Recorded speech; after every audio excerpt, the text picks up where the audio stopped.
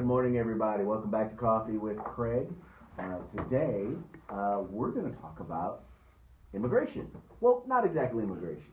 We're going to talk about an article that was in the LA Times last week.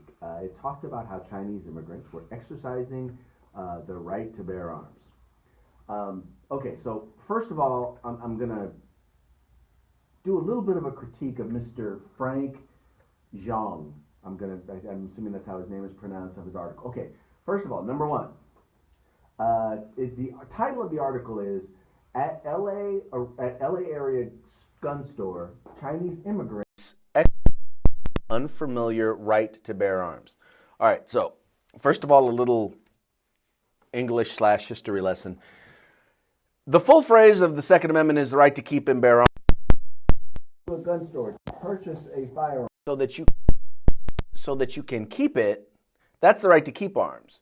The right to bear arms is the ability or the right to have that arm with you, to have it on you, on your person when you're out and about. That's the right to bear arms, or to have it. Unless these folks are exercising their right to bear arms, meaning unless they're applying for a concealed carry permit, then I'm sorry, they're not exercising their right to bear arms. That may seem nitpicky, but it demonstrates the author's ignorance of the issue as a whole, which, by the way, is fully displayed throughout this article. Now, in this article, he talks about how, he starts off talking about this immigrant who's 58. He's here from China. He's never owned a gun before, and this is like his first time. He talks about how, folks who are coming from China, who are immigrating from China, they've never owned firearms before, how nervous they are, because in China, you don't have a right to defend yourself. You don't have a right to keep and bear arms. But he goes throughout the article and he talks about how, there's been this surge of Chinese immigrants, in this particular case, purchasing firearms or exercising their right to keep and bear arms. And, he spends half the article right in the middle section talking about the gun apocalypse bills from last year and talking about Proposition 63, which, oh, by the way, have absolutely nothing to do with the topic. But I digress. So then he goes on and he starts talking about that, but then he gets back to talking about the owner of the gun store down there, and he starts talking about how, he kind of got into this because he was raised shooting airsoft, and, and then when he got older, he started selling firearm accessories and then eventually opened a gun store.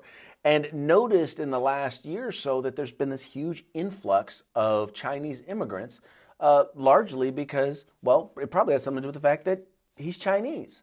And he has employees who actually speak Chinese.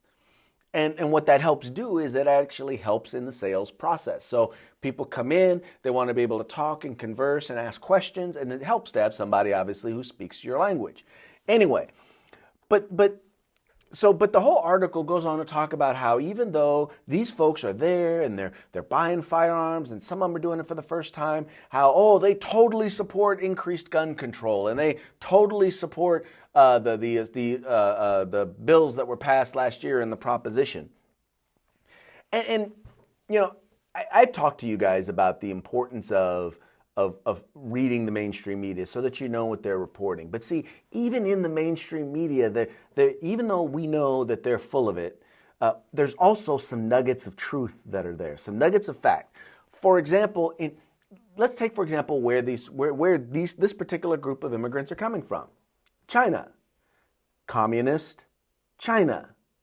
In other words, they come from a place where you don't have human rights, where you don't have things like the right to free speech, the right to assemble, the right to freedom of religion, and you don't have the right to defend yourself, the God-given right to defend yourself. You don't have that. You don't have the right to keep and bear arms. So they come here and they have the ability to exercise that right. Let's look at other immigrants, those who come from the countries that were part of the former Soviet Union. Most of those countries are now either communist or they're dictatorships. Once again, coming from governments where you have no individual human rights. You don't have the right to free speech. You don't have the right to freedom of religion. You don't have the right to face your accuser. And you definitely don't have the right to keep and bear arms. So, why not look at, there's a bigger theme that is here, and that's this. That is that one of the first things that governments do when they want to control their people is they take away their fundamental human rights. And the first one they take away is the right for them to be able to defend themselves, the right to keep and bear arms. There was a young gentleman who was running for Congress. His name was Igor Bergman. I remember him talking about, how before his family immigrated here from the former Soviet Union. And he talked about how, when the communists came in, the first thing that they did was they asked, okay, we need to get a list of everybody who owns firearms, and we're doing it for the good of the party. Then the next thing they did was they came through and they confiscated all of the firearms, and they said, we're doing it for the good of the party. Then the next thing that they did, they came in and they took everyone's private property. They took their businesses, they took their farms, they took all of their personal property, they took their land, and they said, we're doing it for the good of the party. See, that's what happens when you start by taking rights. If one of your fundamental human rights is not sacred, then none of them are sacred. So for those of you who are watching this, who wonder why are we so up in arms when you come after our right to keep and bear arms, it's because we know what comes next. The reason why a lot of these immigrants who come from repressive countries, the reason why they're exercising their right to keep and bear arms is because they've seen it before. They know oppression when they see it. And they see it coming as you come for their Second Amendment rights, as you come for their right to keep and bear arms. Then you try to shut them down and say, well, you can't say this or you can't say that. Then they try and dictate where you can and you can't spend your money, how you have to raise your children. All of these things that the government now in California is trying to tell us, we see the writing on the wall, and they see the writing on the wall. Anyway, that's my rant for today. Let me see what you folks have to say. Hey, if any of you out there are immigrants, you've immigrated here to the United States, and you've immigrated from a country where you did not have a right to keep and bear arms, do me a favor. Give us a shout out. Let us know where you're from. Let us know, let us know how you got into exercising your constitutional right to keep and bear arms. I mean, because I can say this. I know that since I've started working with the Firearms Policy Coalition, I've come across a whole lot of individuals who aren't necessarily even conservative leaning, but they're people who came from countries where they didn't have a right to keep and bear arms, they didn't have a right to own a firearm, and now that they're here, not only do they own one, they own several, and they don't want to lose their right to be able to do so. Let me see here. Do we have any immigrants? Too bad all my guns fell overboard in the ocean in January 2017. Okay, Patrick, make sure to tell that one to DOJ if they come looking for you. Go to T in the Win. He's talking about. There we go. Okay. This is Tien Nguyen. The exact same thing happened in my homeland. First is take away the ability to defend yourself. Then they will re-educate you. By the way, yes, I am an immigrant from Vietnam and served 21 years in the Marines. Hoorah. Hoorah. Did I say it right? Yeah. Okay, all right. Oh, yeah. My cameraman / director, Billy Condon, says hello. That he's a retired Marine as well. Anyway, so I appreciate you and thank you, sir, for your service, and thank you for standing up for all of the rest of us. Let me look through here. Any other folks out there? All mine were stole last night. Look, you guys, good luck with that if DOJ when they come looking for you. That's all I'm gonna say. Anyone? So, now this is an interesting one. This is from Chris. Yet they still vote for Democrats who will take their right away. Now, here's the thing. This is what I'll tell you about that. One of the things that we have to do is we have to go beyond our borders. We get real comfortable just talking to people who agree with us or who know us. We tend to gravitate toward the familiar.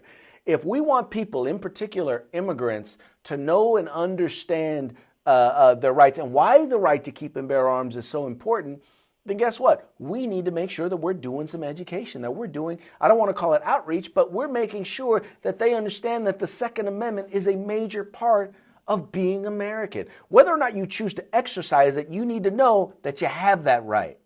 And not only do you have that right, but you ought not let anyone take it away, because it is the one that defends all others. Let me tell you, if we do a better job of showing up and being there and being active and engaged and going beyond just our local friends or the people who are closest to us and helping to educate folks, then that'll make a difference. And that's a big part of what FPC is about. You know, FPC is not your traditional gun group. We really aren't. We're a group that believes in educating not just gun owners, but educating the masses about our fundamental civil rights, in particular our right to keep and bear arms.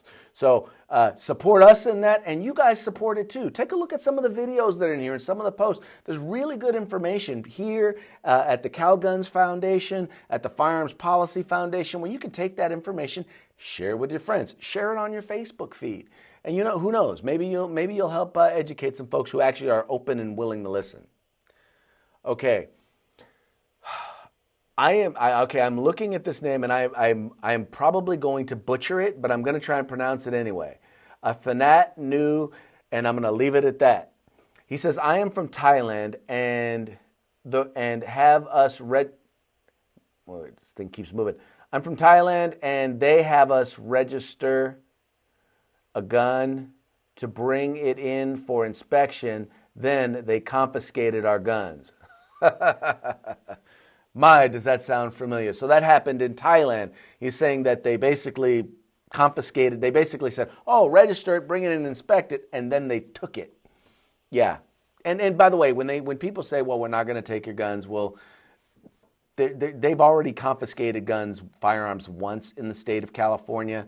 They're confiscating standard capacity magazines as we speak. So forgive me if I say that, yeah, they're lying. Yeah, forgive me if I say that they're lying, but they're lying. This is from Matthew. What happens when you register an assault rifle and you pass away? Will your children inherit the weapon, or does the state collect it to be destroyed? That is a very interesting question. Nobody knows. Now, they will not be able to legally inherit, or at least they won't be able to register it, and they will not be able to legally possess it. Now, whether or not they can inherit it, well, that's up to an estate attorney to determine, not myself. Whether or not they can legally inherit it, in the state of California, that would be a no. But that's part of the thing. One of the things that they did when they passed some of these bills is if it's a registered assault weapon in the state of California, you cannot pass it on to your heirs. You can basically, that weapon is supposed to die with you or be destroyed. I can tell you, I wonder how many, once people pass away, how many of those quote-unquote assault weapons are actually going to disappear out of California. I have a feeling they may disappear. Whether or not it's going to be out of California, I do not know. Anyway, with that, I'm going to go ahead and we're going to go ahead and cut it for today. I want to thank you guys for watching. Once again, reach out. Use this as an example. I still want to hear from you folks. If you folks are immigrants and you've purchased a firearm and you're exercising your right to keep and bear arms here in the United States, I would love to see a thread here that is full of hundreds, if not thousands, of immigrants who are exercising their right. Make sure to state what country you're from and what your position is on the Second Amendment right to keep and bear arms. That's it for today. Thank you so much. We'll talk to you tomorrow.